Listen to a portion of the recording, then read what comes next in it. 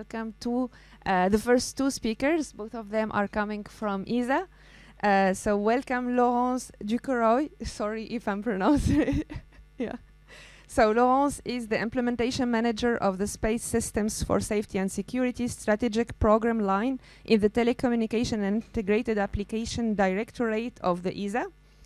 She's project manager with more than 15 years of experience in satellite communications-based services, products and technologies.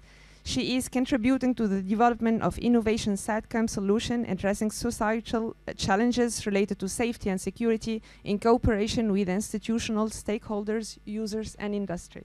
So welcome, Laurence. So the second guest, you know him because he was the chairman of the last session. Welcome again, Antonius. So Antonius Atlasis, Dr. Antonius Atlasis, he's the head of System Security Engineering section at Tech Directorate of the ESA. He has more than 20 years of hands-on experience in cybersecurity. He has been a frequent speaker in security conferences, presenting his research mainly related with the security of network protocols. His main interest is to promote research and development on security technologies in general needed to support future space missions and programs. So welcome, Antonius. The floor is yours. So good morning, everyone. Thank you for joining this session. We are very happy to be here with Antonius. And what we wanted to present to you is some initiative that we are taking at ESA to support you as stakeholders, as industry academics to develop indeed space system which are more secure. So yeah, a bit of introduction, but I think you have seen that also. We have discussed a lot during the conference yesterday about this. There are a lot of societal challenges related to cybersecurity for space. So I recall a few. Indeed, here some of the points which have been discussed yesterday, that in Ukraine and so on and so forth. But what the conclusion is that we have two things to do. So it's time to act. First of all, we need to ensure indeed from the very beginning when we design the SATCOM system that security is taken into account from the very beginning, so in an agile way as well.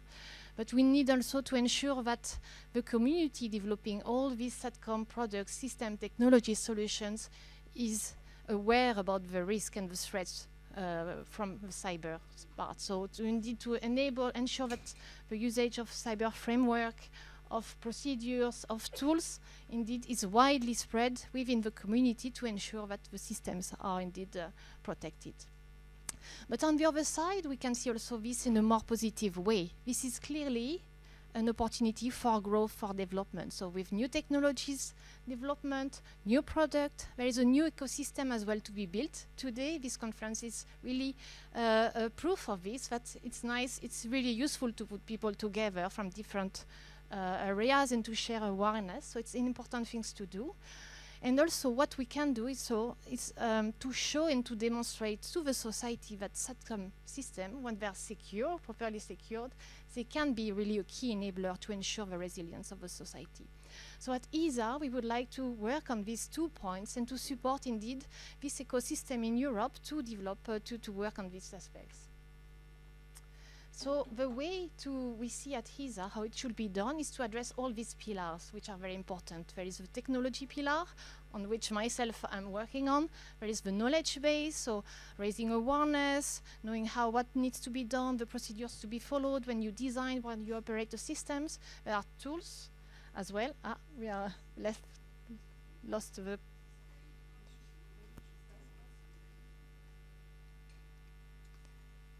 We have lost the presentation. Yes, I'm coming back. So of course you have also a third pillar, which are the tools, for instance, to identify vulnerabilities and tools that everybody can use for this. And then finally you have the people. So all these people who need what to do, when, which tools to be used. So it's on where we are working. Myself, I work more, so as I said, on the technology part. So I'm part of a strategic program line within the telecommunication big program called ARTES. So this program line is called Space System for Safety and Security, or 4S in brackets. What we are doing is that we are, first of all, helping institutions and users to understand how they can use satellite communication system for their own needs, and we are trying to shape and help them to shape their strategy and the solutions they would like to see from industries. And on the other side, we help also industry and stakeholders who are developing new solutions, indeed, to bring this innovative solution to the market. So basically, we are partnering with them to initiate new projects and doing developments. So for us, it's very wide. In the end, we are targeting a lot of different domains, as you can see in the bubble. So we look at all the domains relative to safety, so transportation safety, governmental services, infrastructure protection, etc. But we are also looking at these transversal aspects, which is cybersecurity.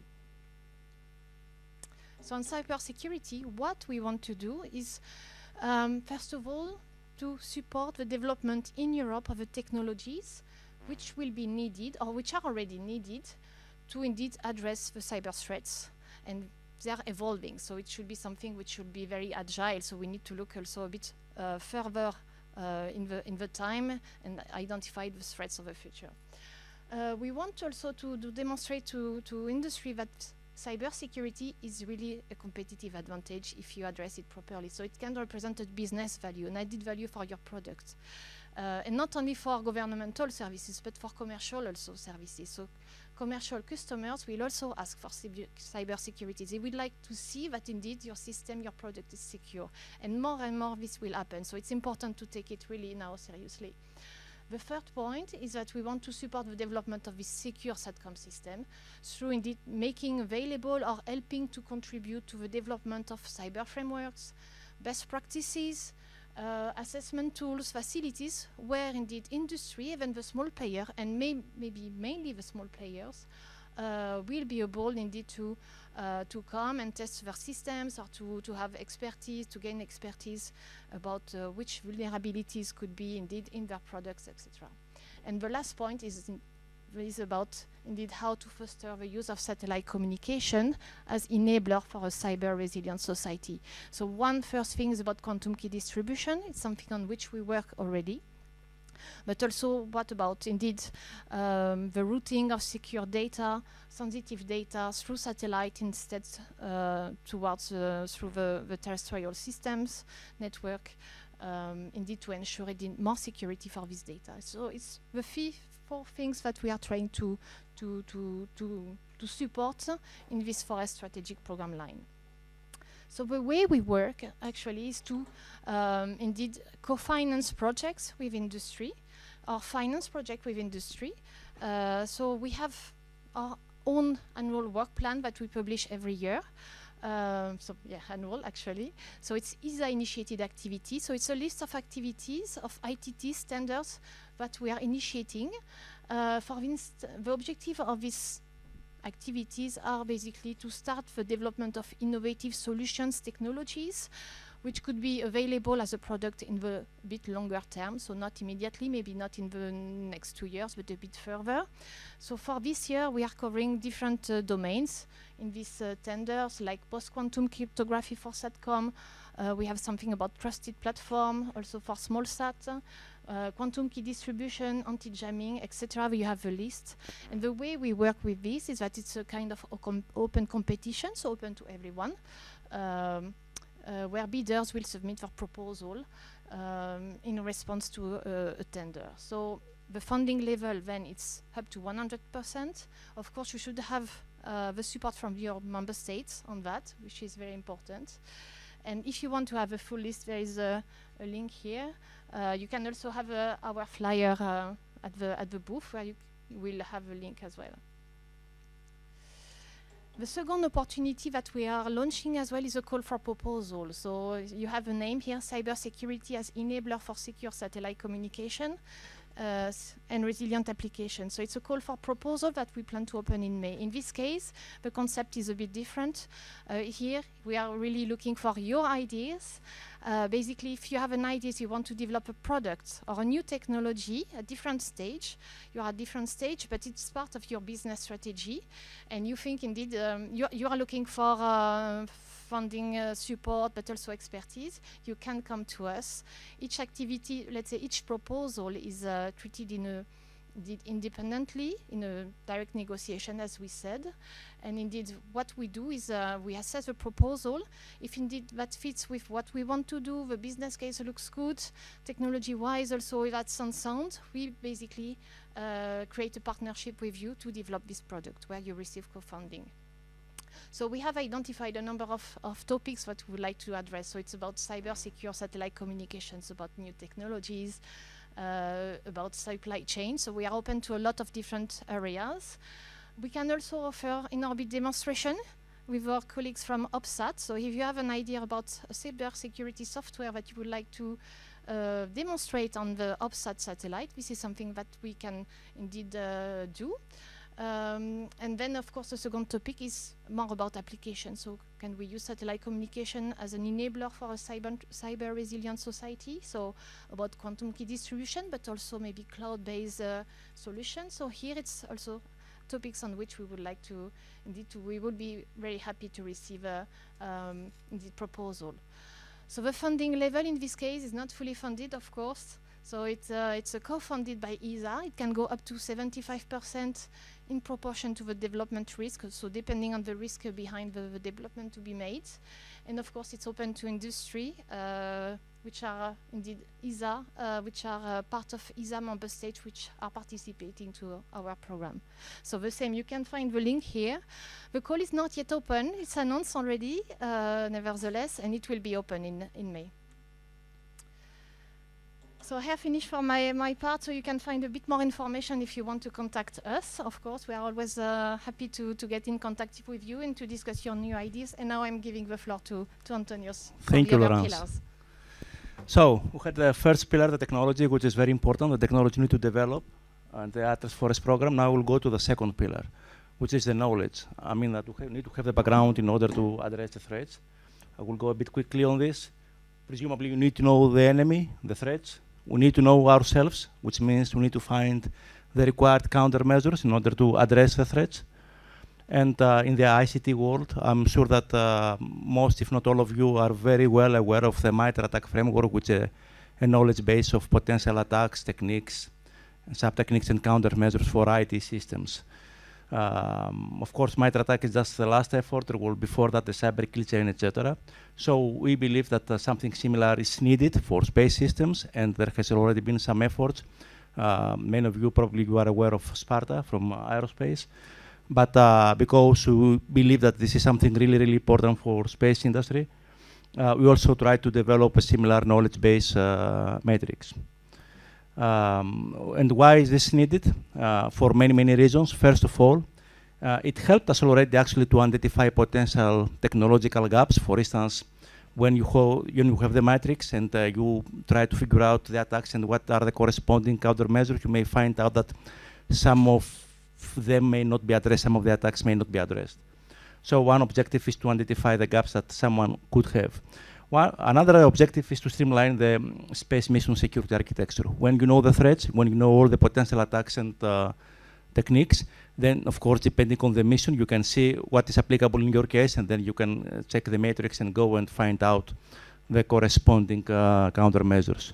Of course, also such a kind of matrix can assist collaboration, the so-called cyber threat intelligence exchange of information between CERTs, but this time we talk for space. It can also be used to integrate in them standards. For instance, when you have the list of the attacks and the countermeasures, and you have the corresponding standards in order to go very quickly to the applicable standards, CCSDS, CCSS, or other. And last but not least, you can also optimize your detection capabilities, because you know the attacks, you know the countermeasures. You can put detection where any attacks which are applicable in your case, and especially in case you have gap, you can put more emphasis, for instance, the detection capabilities that are needed there. So because of this, we created a MITRE ATT&CK-like matrix. We called it Space Shield. Space is an acronym on its own. It stands for Space Attacks and Countermeasures Engineering Shield. It has been released publicly for first time now here at CYSAT. It is based to a great extent of the work of an intern that we had at ESA, Francesco Trainee, and this is our fourth pillar, the people, and especially at ESA we pay a lot of attention to the young people young engineers and the opportunities that we want to give to them to develop.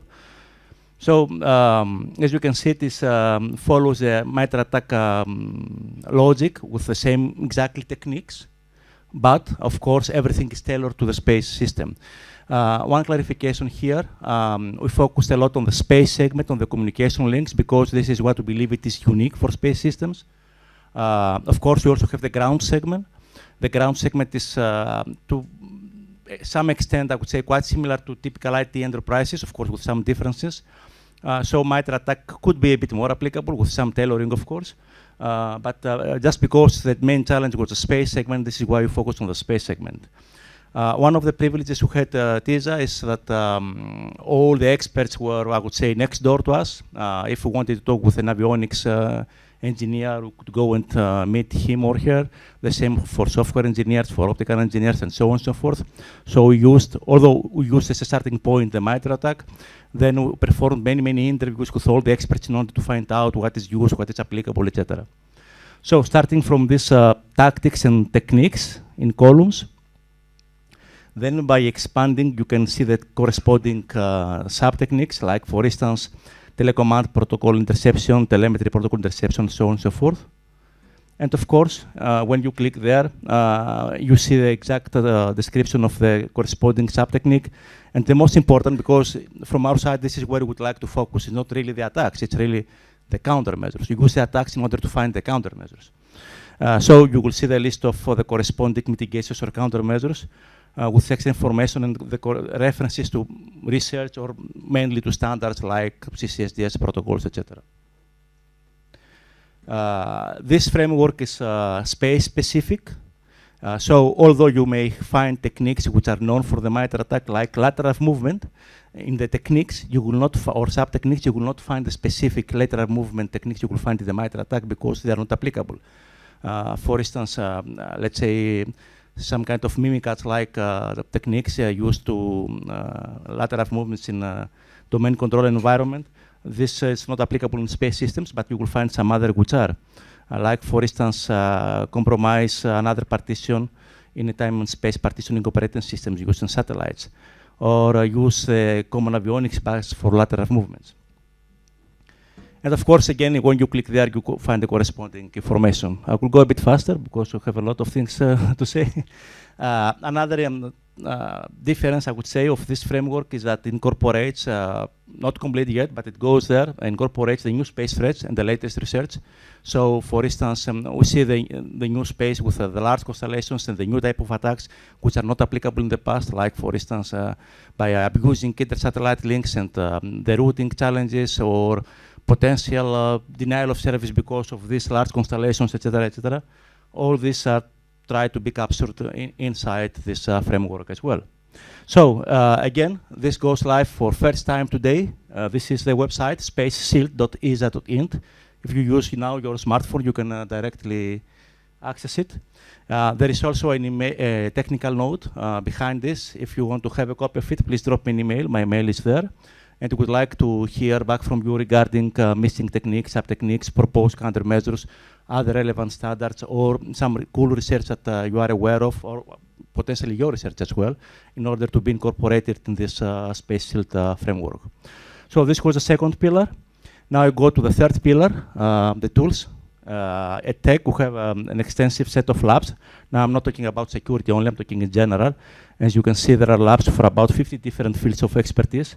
And about 10 competence domains, in total 35 laboratories. But today we will present also a tool which was developed internally and used in the labs, and will be used in the future as well for security assessment purposes. And this tool has to do with the security assessment and fuzzing of CCSDS protocols. We had already several talks today regarding CCSDS, some implementations, etc., which is great. But we believe that except from the implementation, we also need to test them, especially the ones that will fly in space or used in operation. We need to test them beforehand about the security that they offer. This is a common practice for terrestrial, I would say, software. We need to do the same for the space protocols and tools.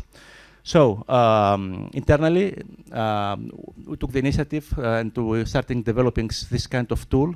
First of all, as a learning experience, and by using again the opportunities offered to young engineers, in this case, young graduate trainees. Anton Bulnois, who is together with us, will provide a demo later on this. He's the one working behind this. We'll present very quickly what it can be done. It will be released in about a month under the ESA community license, so everyone can download and use it. Very quickly, actually this is a tool set, not just one tool. The first part of this tool set is a Python tool using Scapy library. It has a GUI, as you can see here. It will also have a command line implementation to automate some things, some testing. You have several tabs, and you can choose any of these tabs in order to craft specifically, I would say, packets as you wish, either telemetry or telecommand. And you can construct your frame in a completely arbitrary way by choosing here in the list the corresponding protocols that you want to use in your implementation. So it is really, I would say, liberal in what you would like to implement there. There is a GUI, there is an encoder, so you use the GUI in order to instruct the tool what to construct, and then you have the outcome which you use in order to test your implementation. Up to now, these are the protocols which are being implemented. All these are already there. More to be added soon. Antonin is working continuously on this. And on top of that, except from the implementation, because it's not a tool about implementing CCSDS, it's a tool about enabling us to perform a security assessment and fuzzing. An intelligent fuzzer has been added, which allows in automatically or manual way, depend on what you want to do, to fuzz CCSDS implementations for the protocols that have been implemented. The second part of this toolbox is a Wireshark dissector. Wireshark is a very useful tool, of course, as you all know about network protocol analysis, but CCSDS dissector is missing. So in parallel to the Python tool, Wireshark dissector is being developed, which allows exactly this to analyze and see what is being transmitted in reality in the wire. This is useful not only during the development of the tool, but also in order to test implementations to find out potentially what is being wrong, etc., for troubleshooting purposes. The protocols currently implemented are the ones depicted on the slide. Again, more will be added, and from one point onwards, these two tools, the Wireshark dissector and the CCSDS Python tool, will go hand in hand in terms of features and protocols. So it's not yet there for some reasons, but it will be there, we estimate, in about a month in this website at ESA. So keep it posted. And it will be released, as I said, under the ESA community license, so anyone can use it freely. Now it's a demo time, so I would like to invite Andona to come on the floor and provide a demo for us. Can you please put the video on the screen? Maybe I will quickly explain the setup before. Could you go back to the slide before? So the setup is quite simple. On one side, you will have the fuzzing tool presented earlier, the Python frame generator. And on the other side, the target, which is basically a TC frame parser, implementing SDLS quickly. And you will have the Wireshark dissector sniffing on the channel. We can move to the video. So on the top side, you will have the Python receiver. On the bottom right, the Wireshark dissector, and on the bottom left, the frame generator. So to briefly introduce the tool, you have many times. So the first one is to configure your parameters, UDP ports, so on and so forth. The second one is to choose the protocols you would like to use, TC, space packet, SDLS, so on and so forth. And the other tabs are used to define the fields in each protocol. For instance, if we go to the SDLS tab, you can choose the cryptographic profile, authentication, authenticated encryption, and encryption. So what we're gonna do is to, oh, we lost the video. Can you bring up the video? Yeah, okay. So we're gonna first build a request, and this is the Scapy representation that we add in the tool. So if the graphical user interface is not flexible enough, we can use this way to craft it. So we send the packet to the TC receiver. A lot of things are displayed on the screen. I'm not going to explain it, but what you can see that the MAC is verified, so the authentication is successful, and the frame content is also displayed. So everything went well. So now the idea is to see what we can do to trigger the TC receiver if maybe we can detect something. So what we're gonna do is to change the frame length of the request so we can lower it. So we're gonna set it to 10, but the actual length is 38. We built again the request, we send, and this time we can see that we triggered an issue. There's error -19, which means that the header is not compliant with the CCSDS standard. But actually the TC receiver managed to understand the mistake and it's not crashing. But let's go a step further. So the frame content is not displayed as expected. Let's go a step further and try to add some data in the user field through the graphical user interface. So we go to the frame constructor tab. We add some data, and then we'll send the request again. We build first. We check the frame length, still 10, and then we send the request. And we can see that this time a segmentation fault was triggered. So we managed to find a potential mistake. It's really likely to be a buffer overflow in this library. Now let's quickly move to the Wireshark capabilities. So we can see first that we received the 3 requests that we sent. We can also see all the protocols that were used. We can see the fields, so on and so forth. I'm not gonna dwell on that. Let's move to the second request. And we will see that actually the Wireshark desetter spotted the fact that the frame length was not matching the actual length, which is quite actually nice to check the features, and basically same for the last request. Even if it managed to actually parse it, it doesn't mean that it's correct. All right, that's all on my side. Okay, thank you, Adona. Thank you, Adona. And actually, this was one of the scenarios demonstrated. If you saw the demo slide, there were 3 scenarios implemented. We have video of 3 of them, but we had the time for 1. So it's not only about buffer overflow, it's also about misconfiguration, which can lead to security bypass, or about exceptions that are not properly handled, etc. Our objective is to further develop the tool with new protocols and new capabilities so as to be used as a kind of toolbox for security assessment of CCSDS. Thank you. Thank you very much, Antonios. Thank you, Laurence. Thank you, Antona, for the demo. So I see that we have some of the questions here.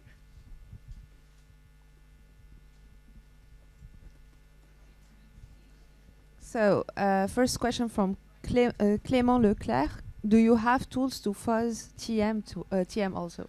We started from telecommand because it is the most interesting part for obvious reasons, because with this you can telecommand spacecraft, but of course the telemetry will also be implemented. So the tool is not complete yet. The work will continue and it will be part of the implementation in the future, near future. Okay, thank you. The second question comes from Tarcisio Lopez Delgado. Why start with a new initiative instead of actively contributing to other better established like Sparta? Okay, first of all, it did not start now. It started more than a year ago, and actually it was going in parallel with Sparta. Secondly, we have already collaborated with Brandon Bailey and the aerospace on Sparta, and we have actually contributed to Sparta with some techniques and countermeasures. And if you go there, you will find our names in the contributors. So we are open in the collaboration and to contribute there as well. Now, why we did it in parallel? First of all, when we started, we were not aware of Sparta. Secondly, as we said, it was a good learning experience for us anyway. And thirdly, we'd like really to take advantage of our experts we have in-house at ESA. These are the reasons. So it's not in order to have yet another framework. It's just because it gave us, I would say, an additional capability to contribute to the community, that's all. Okay, thank you, Antonios. Do we have any question from the audience?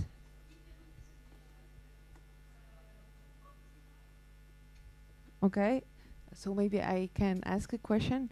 Actually, I'm curious about the process of, as an external, have the possibility to contribute to the tools that you are developing. Can you give more details about the framework or? Absolutely. Let's take them one by one. Regarding the space shield, it is online, so everyone can go there, and if you believe that something is missing and you want to like to propose a countermeasure or a new technique, sub-technique, please send us an email and we will incorporate it, and of course credits will be given to the contributors. So this is the way that we have up to now. Regarding the tool itself, actually the reason of not publishing yet the tool is because we want to find a way that the tool will be ready for collaboration, people can contribute to it.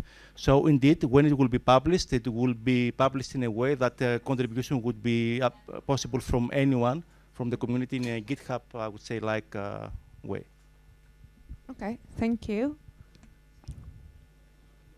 Last chance for some questions. No? Okay, so thank you very much. Okay, thank you. Thank you.